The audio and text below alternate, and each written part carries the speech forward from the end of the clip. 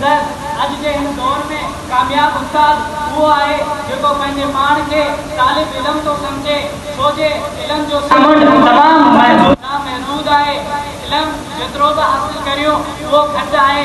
उस्ताद वो कामयाब है जो पाण के आजिज़ी ऐं इंकिसारी में रखे तो, सोचे उस्ताद बादशाह तो ना है पर एक शागिर्द के बादशाह बनाए तो उन्हें करे।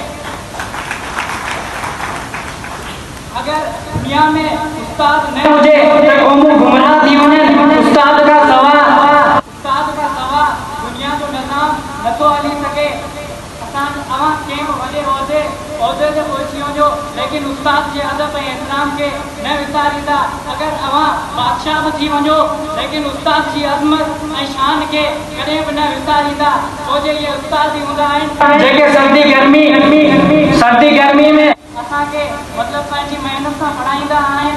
छोजे असांजा ये रूहानी वालिदीन आहिनि, असांजा वालिदीन हकीकी वालिदीन उहे जेके असांखे हिन धरती ते जनम ॾियनि था, असांखे फर्श ते आणनि था, लेकिन असांखे फर्श खां अर्श ते पहुचाइण वारा ये असांजा रूहानी वालिदीन आहिनि जेके असांखे फर्श खां अर्श ते पहुचाइनि था। ये उस्ताद पंहिंजी मेहनत ऐं अज़मत सां असांखे पढ़ाइनि था। अव्हांखे अर्ज़ु कंदुसि त कंहिं बि